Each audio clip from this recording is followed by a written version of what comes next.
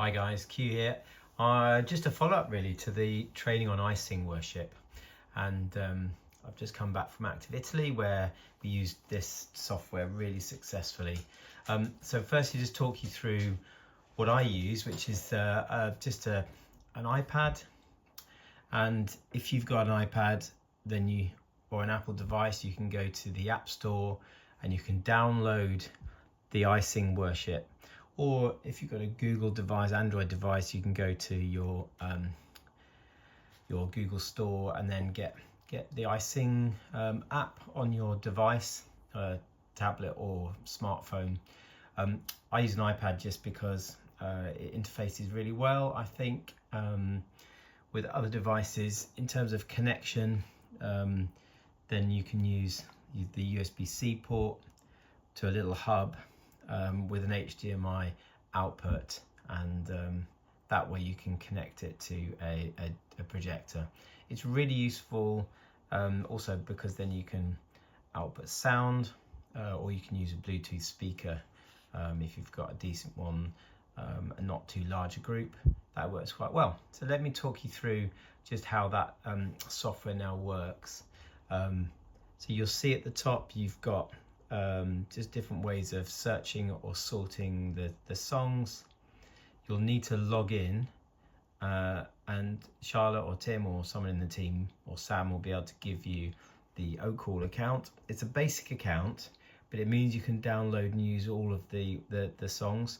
You just won't be able to change the key or change the tempo of the songs as you can with the more expensive sign up.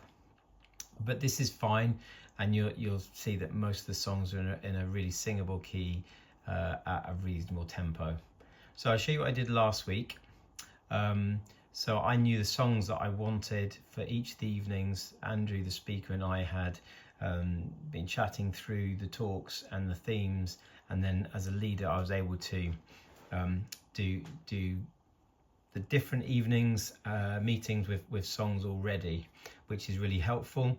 So at the bottom here, if you want to see all the songs as it is, you've got that. I tend to just use this one here, which is playlists. There's a few settings where you can change the display to suit.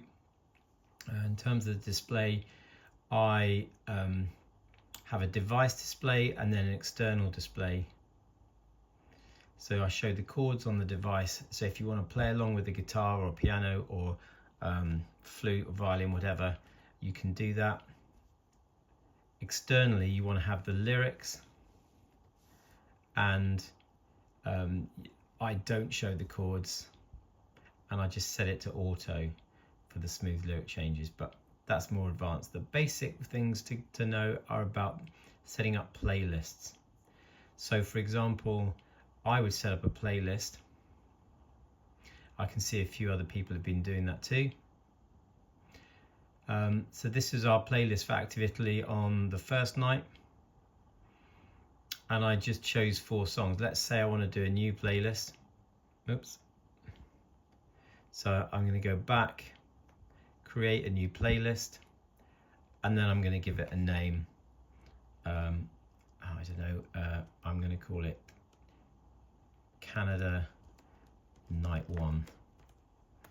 All right, and then I'm going to add a song, and we want to start with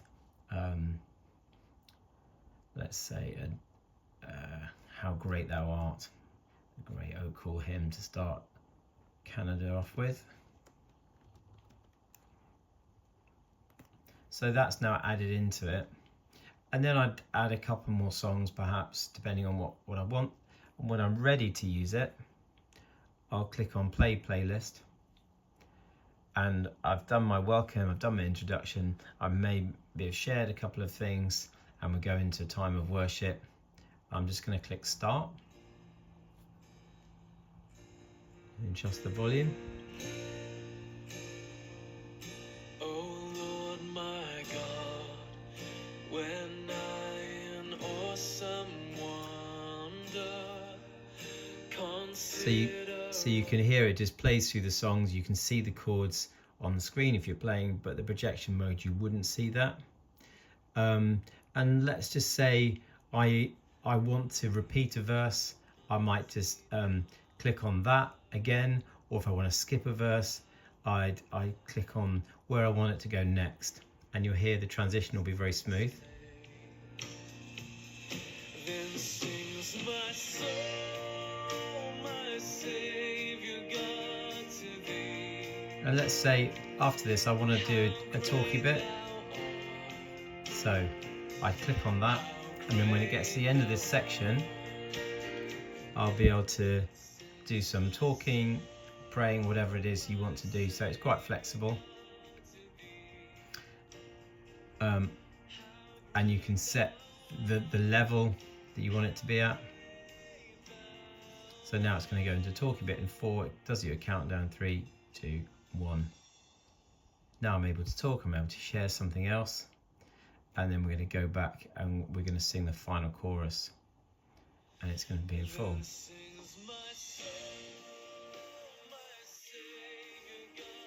And when you get to the end, you might just want to fade it out. You can stop it and then, or stop it quickly, and it'll move on to the next song.